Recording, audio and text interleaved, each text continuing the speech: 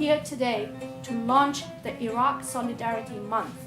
We hope that our efforts in the coming month will contribute to a better understanding of how the country is replenishing its resources for revival and the rebuilding of the country and its culture.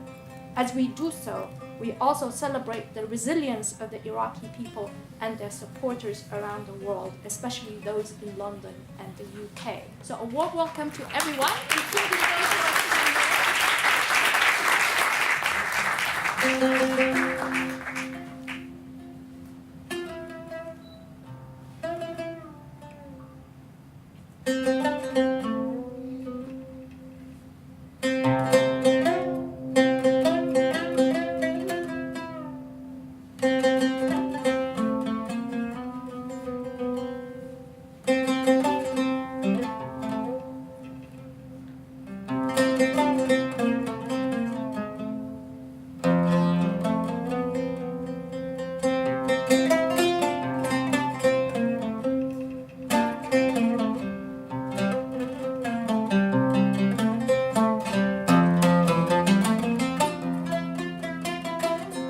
Remembering Iraq will be a reminder of the crimes committed in dismantling a state, society, and culture, hoping that they are not repeated.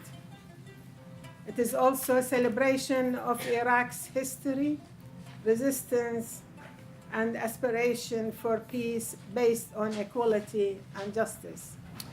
For me, Tadhamun, led by Iraqi women, is an essential for Iraq to recover from the tragedy of United Nations sanctions, of 2 wars, of military occupation, and many crimes against humanity, together with the failure of the UN to protect the people and the children of Iraq, as per the UN Charter and other instruments of international law. It's said that Gilgamesh was asked to bring righteousness to the land so that the strong should not harm the weak, and that the well-being of humankind could be extended to all. That was years ago. In 1990 and 1991 and 2003, it's horrifying that the UN Security Council, the 5 permanent veto power members, were not familiar with this human rights obligation in respect of the land of Iraq. And between 1991 and 2003, the Security Council committed crimes via the imposition of open-ended and comprehensive, uniquely punishing economic and social sanctions. Every aspect of life for the innocent citizens and their families and their children was diminished and often destroyed. Unemployment, poverty, and death resulted. Iraq has and continues to pay a horrible cost, physical, social, cultural, in forms of human well-being and life itself, because of the UN Security Council ignorance, vindictiveness, and neo-colonial aggression. In 1991, America and England could not resist the opportunity to bring down and crush the most advanced, prosperous, vibrant, and wealthy state in the Middle East. That policy of destruction in respect of all things Iraqi continued through 13 years of United Nations sanctions, ending with that state terrorism known as shock and awe that befell Baghdad in, must have been March 2003. That was followed by repeated use of depleted uranium, which we'd seen in the Gulf War, and a new weapon called Bremer. American Ambassador Bremer, Bush's ugly American in town. Perhaps equally dangerous as depleted uranium usage and the other atrocities committed in the early years and during the sanctions period and the murder of children. Mr. Bremer violated international laws of the Geneva Conventions and dismantled the constitution, and banned the Ba'ath Party, and abolished the Iraqi military, which created millions in unemployment and left Iraq, of course, largely defenseless in a rather dangerous neighborhood. The UN did nothing as secular Iraq collapsed. Institutions, healthcare, education, and what remained of the human rights and the rule of law collapsed, or more correctly, perhaps I should say, were torn down. Other speakers will undoubtedly speak more about 2003, the invasion, the military occupation by the United States and England and other forces. Others may want to speak on the inhumanity of Abu Ghraib or SAS, torture, or other nasty parts of history. Along with all of you, I imagine, despite the fact you may not agree with my brief overview of failure and interference and aggression against a sovereign people, we all, let's face it, wept. One cannot forget the loss of innocent lives, the misery of Iraqi IDPs, internally displaced persons, and refugees. And visiting the hospitals for children in Baghdad and in Basra, to see children at the age of 4 or 3 or 14 dying of various aspects of leukemia, believe me, as some of you, many of you perhaps witnessed and know, was a heartbreaking experience. We're doing two things. So we're talking about concrete solidarity, but we're also celebrating Iraqi civilization and culture.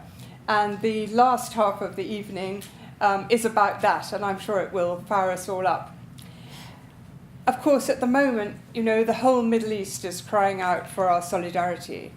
And when you look at the figures of 40 people shot dead in Gaza in these last Fridays, and 5,500 wounded, without even beginning to mention what's going on in Syria, it's such a challenge to bring all of this together. But of course, as we know, it is all linked.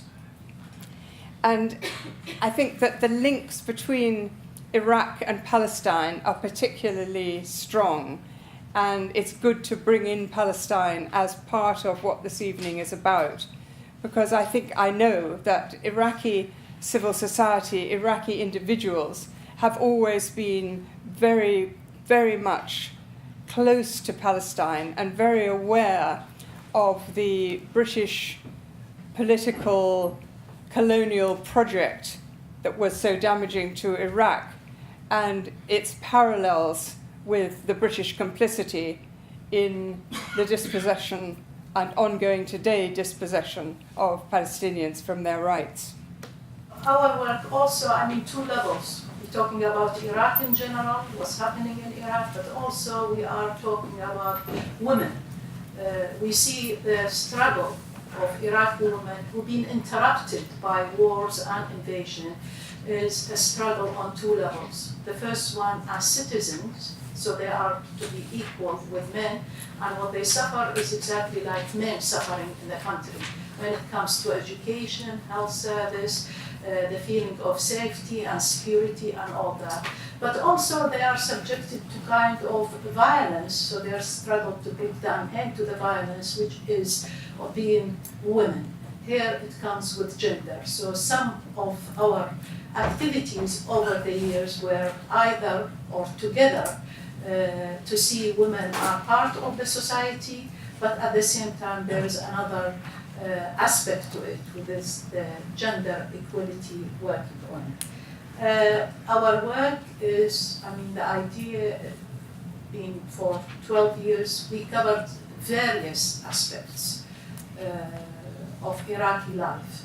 We organized conferences, seminars, talks. We worked as an organization or as a group or individually, but also we worked over the years with various organizations in the UK, in America, and in Europe together in this movement of solidarity, whether it is with the Stop the War, it's with the Iraq Occupation Focus, with the Brussels Tribunal, among many other organizations that we were participating one way or another in order to show our solidarity and our commitment to what is believed real. I mean, it's one of the most horrendous crimes committed against people in a southern country in 2003.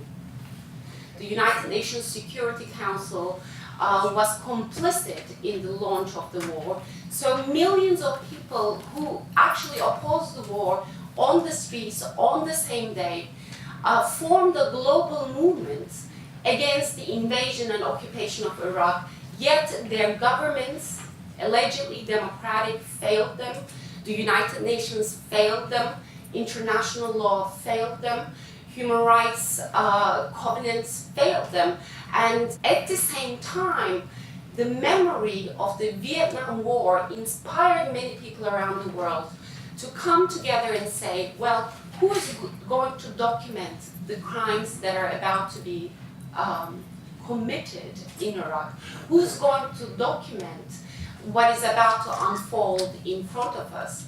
And people all around the world asking themselves this question came together at various gatherings of what we used to call the global anti-war movement, at the World Social Forum, in other fora. I remember how passionately mobilized we were.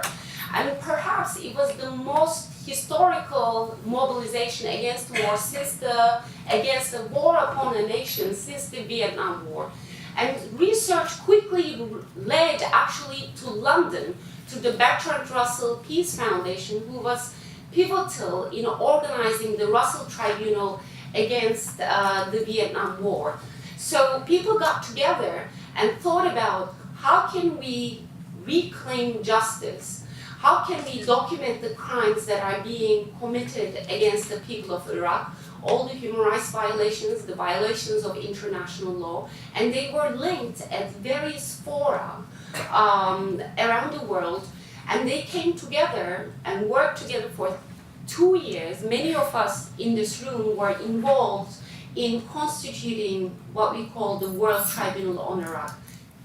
So what has to be done now? What can we do? The situation in Iraq is sort of confusing for everyone.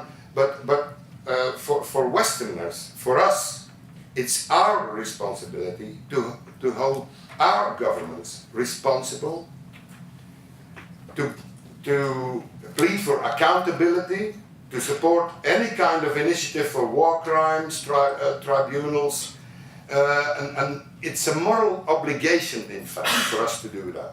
We cannot say, well, Iraqis, you have to do this or that, that's not our task. If we can give the Iraqis a forum as an organization, but they have to decide for themselves how their country is going to be built. And preferably it will be with an indigenous initiative. We are against foreign occupation, and we still think that what happens now in Iraq is occupation when you have American advisors in the ministries. When even Belgian F-16s were bombing Mosul and other towns. We're not only against international intervention inside Iraq, but also regional intervention, be it from Israel, Turkey, Iran, Saudi Arabia. They should all go out. So while it may have dropped away from the headlines, this is why we continued to produce the Iraq occupation-focused newsletter, which is now running at number 352, which is quite a few more than we ever expected we would be producing. And can I just say at this point, we could not do this. I am the editor of the newsletter, but I couldn't do it if it wasn't for the help of Kathy Mead, who's here tonight, who actually dispatches it and sends it out to all several people.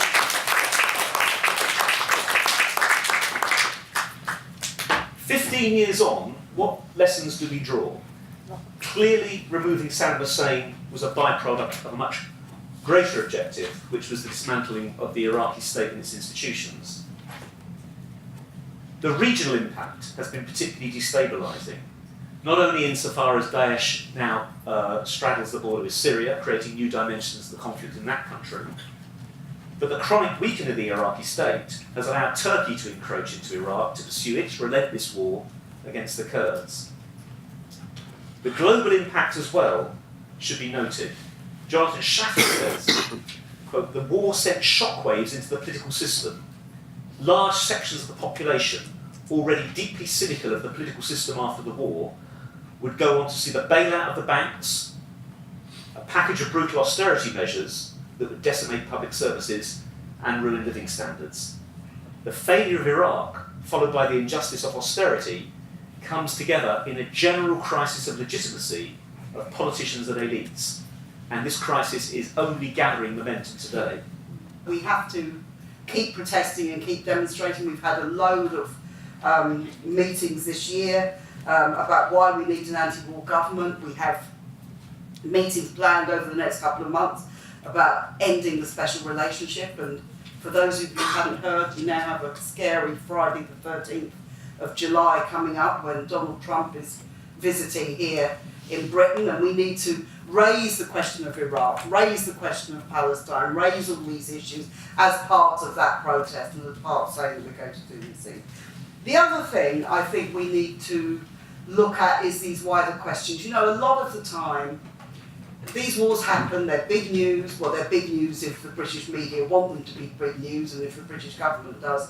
But then people forget, and they move on to the next war. Sometimes you never get the war covered, like with Yemen, like the consequences of Libya, which you never hear about, with all of those kind of things. But people move on, and I think one of our jobs is to maintain that level of education and information and of telling people, and it's so important that Iraqis here in this country are prepared to do that, and particularly as an Iraqi women's organisation, when you think of the suffering that women have in the course of wars, and you think of the women in Iraq who've suffered so badly as a result of this. So when we look at the war in Iraq, and the point has been made, it led to what has since happened more recently in Syria, it led to what has happened more recently in terms of Mosul, and which is barely mentioned. I mean, the British government say they haven't, there hasn't been any civilian casualties caused by British bombing in Mosul.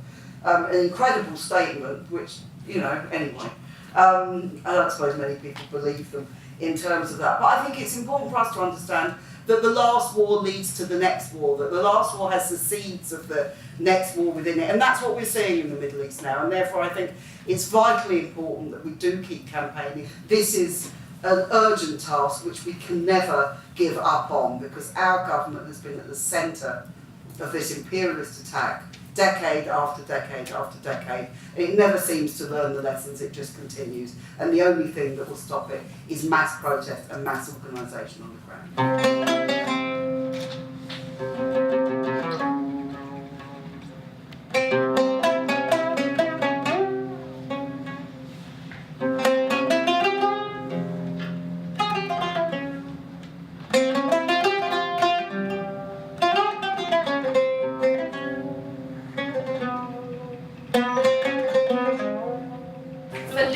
To many Iraqis, is as symbolic as Guernica to the world.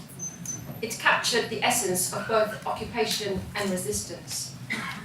It suffered the most appalling crime against its civilian population. And just like Guernica, Fallujah has come to symbolize the vile act of wanton destruction.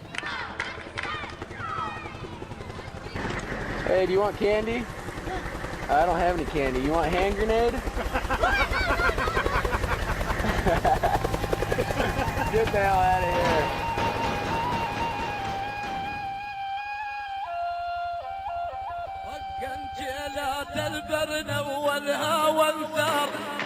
The Marines are taking Fallujah one house and one street at a time.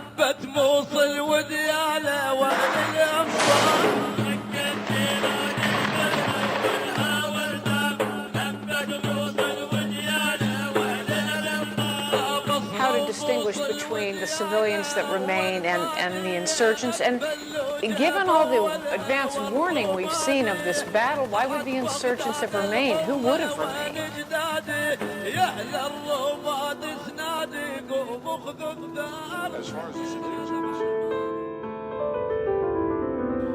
في هذا اليوم المبارك خرجت مدينة الفلوجة بشبابها وشيبها بصغارها وكبرائها معظمة لدماء الشهداء. تحتفل هذا اليوم مدينة الفلوجة بحلتها القشيبة التي غسلت عار الاحتلال بدماء أبنائها وشبابها. مدينة الفلوجة التي أقضت مضاجع الأمريكان وقفة مشرفة كما وقفنا ضد احتلال العراق دفاعا عن أرض العراق. سوف ندافع عن وحدة العراق بدمائنا وأموالنا. In Fallujah, a town in Iraq which was viciously attacked by American forces in November 2004 with all kind of horrible war crimes, they found, the doctors who investigated there found levels of cancer, leukemia, and so on, that are beyond what they found in Hiroshima. That's pretty significant, essentially unmentioned in the U.S. But it's the kind of thing you're taught not to say and not to ask what it means. When I arrived to Baghdad on 20th, 21st of September, it was out of the question that I'm going to stay at the hotel. I had already meetings set up with so many comrades, journalists, trade unionists, activists, and at that day I was lucky that I went to that cultural festival organized by the Iraqi youth. And the reason I'm showing those pictures is to try to counteract that dominant narrative about the region. Iraq, the Middle East, North Africa in general is reductively seen, in terms of conflict, wars, brutal dictators and passive populations, fundamentalism, terrorism and extremism, or oil and lush deserts. And I think this fixed imaginary and rigid representation of the other, and the power to narrate and block other narratives from emerging are hallmarks of imperialist culture and inherent to what Edward Said was calling geographical violence. The Iraqi I saw and I met and I talked to in there are continuing to live, continuing to resist in different ways. And if we want to show active solidarity, I think it's on these stories that we need to focus. I just want to make like a general point here around what we call about the NGOization and the flooding of our societies by those international development agencies, mainstream NGOs that want to save us and to do something good. Because I've seen that phenomenon in Tunisia, in Morocco. Basically, those people are just treating the symptoms. They don't go to the structural causes of the problems. And they try to co-opt the young people and the potential to diffuse anger from the streets. And basically, they follow agendas of imperialist powers. So we should really be aware of that. One of the workshops that I really enjoyed there is a half-day actually workshop organized about the state of trade unions in Iraq and the worker rights, and it was really engaging. The discussions were really great. One other negative thing is, from my visit, that I noticed is the weight of the militaristic and security discourse. And I think this is understandable in a society that went through war and still occupied, as the lady was saying in there. For me, it's about showing solidarity with the civil society. I'm not there to thank the military, so it's not up to me to say that. As an Algerian, when I was brought up in Algeria, Iraq had an important place for me. It was a great civilization. I've been influeed by its culture and even the geopolitical weight of that country. My favorite singer actually is Kalam Sahir. My favorite oud player is Nasser Shamma. So that visit was really emotional. And when I left deeply emotional, but at the same time hopeful for the future of the country, and touched by the generosity and the welcoming, the optimism and the courage of Iraqi people who continue to live.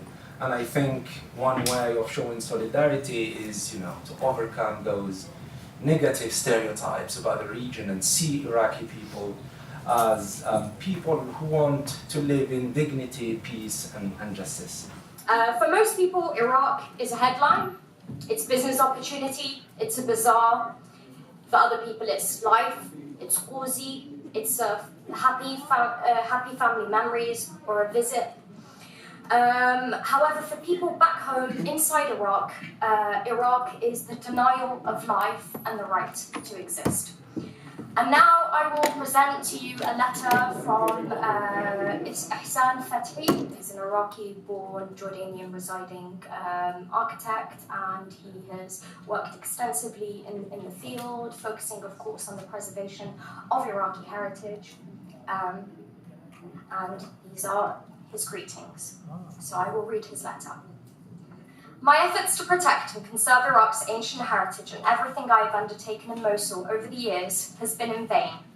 Back in March 2017, I wrote a letter to the Iraqi army urging its security forces, who at the time were edging closer to Mosul, to minimize damages at all costs to the old city.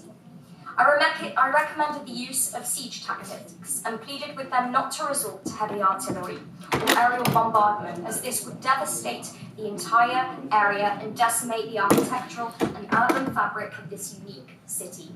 I raised the same objections at UNESCO's International Coordination Conference on the Safeguarding of Cultural Heritage in Liberated Areas of Iraq in February 2017.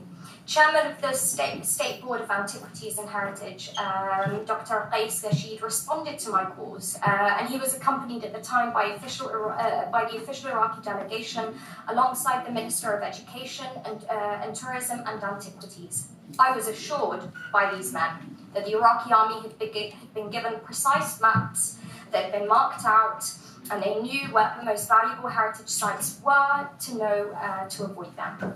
Regretfully, what happened was the opposite. Military operations used to annihilate Islamic State terrorists resulted in mass devastation and human loss. Civilians died in their thousands. The scale of devastation was laid for the world to see through the coverage of international media. I soon learned that also Khan Hamouchene, which is an ancient site dating back to the 9th century, was also bulldozed. The land on which it stood, 3,700 meter squares, was sold with the aim of erecting commercial multi-storied buildings. I learned from trusted sources inside Mosul that some very wealthy businessmen were snapping up land with the idea of transforming it into a commercial hub mimicking Gulf states. The rebuilding of the historic city of Mosul that stands behind me is a task that presently seems near impossible due to the monstrous scale of ruination seen here. However, what is possible and necessary is the revival of emblematic architectural sites and the reconstruction of houses and alleyways and mosques and traditional souks. It will require a precise and detailed plan drafted by specialists in the field, and it will be a lengthy process, and it will require enormous resources. Countries like Germany, Poland, and other war-devastated cities in Europe recovered. They rose back. They rose out of the ashes. Berlin, Dresden, Warsaw, among hundreds. Why not Iraq? Because of the magnitude of the violence that has been directed at Iraq, so much of the way we think about violence has focused on these massive spectacles. But a lot of the violence takes place on paper. And I think that in that invisible violence, the resistance to it and the victories of the resistance to it is also invisibilized. So we have three important victories for civil society. Number one was the failure to pass the oil law in 2007. Now this was pushed by the IMF, and what it essentially was hoping to do, as we will get into a little bit later, was almost indefinitely siphon off Iraqi oil to major companies, whether Shell, BP. You know, the contracts are still being signed, but the fact is, because of the mobilization of civil society, the political class, the parameters of their rationality were defined by the civil society, and still they haven't been able to pass it. The draft is still going back and forth from 2007 up until now. Very hilariously, when we think about the next one, another victory for the civil society was the passing of the labor law in 2015. As of 1986, strikes had been outlawed. Okay? Now, surely, if we think that you are instilling democracy into society, one of the vital columns of that democracy would be the right to collective bargaining and the right to striking. The law was not put in place until 2015, and again, that was thanks to the civil society, not out of the goodness of Selim Jbori's heart, مثلا. This was something that people had to fight for and mobilize for in a very important way. And the third important point against social conservatism was the victory in the failure of the amendments to the personal status law, not only in 2014, but also 2017. This was not, again, because parliamentarians felt this deeply, it was because people moved and forced that to happen.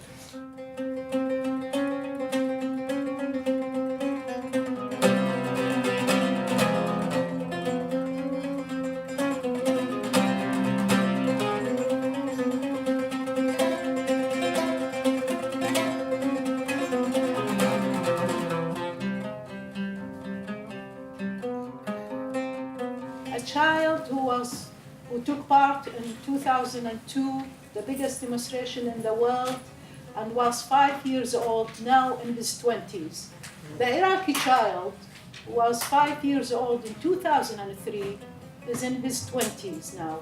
If we can make those two children meet somewhere, if we can help through our solidarity to give hope to this child in Iraq and not make it death only his only hope, and also to make the child in the UK and in America and in Europe to care about what's happening everywhere else probably, but this is about Iraq, so we can almost have success in doing something. So remember, this is a solidarity about next year. We're going to have a month of solidarity with Iraq, which is a celebration of Iraqi history, Iraqi culture, and also a celebration of your solidarity. So let's work together on this. And thank you very much.